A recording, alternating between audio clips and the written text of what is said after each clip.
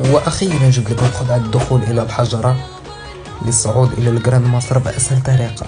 ليش حاجة ايزي. أول حاجة كتوقف فهاد البلاصة اللي وقفت فيها بالضبط، كطفي كونيكسيون تشعلها وعقل على بلاصة الثلجة فين حطيتها، تبقى توراك على الثلج فهاد البلاصة، توراك عاد ترجع كونيكسيون كتقدم من قدام، كتجري غير توصل عند الحجرة وكتحرك بالانالوج شوية باش ميطلعوكش فوق الحجرة صافي. كدوز اتجاه الثلجة كتمشي في الاتجاه باش يدخلوك لداخل، غير كيتقدم سنتيمتر كتحول بيه كل راس كتخلص.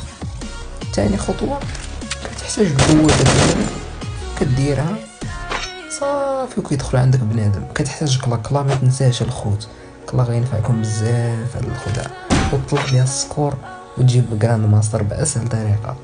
ديما ركز مع الخدع اللي كنقولك، تبع الشرح تبع كلامي، وهادشي راه ما فيه لا بال لا والو. متنساش متابعة ولايك باش يوصلك اليوم الجديد.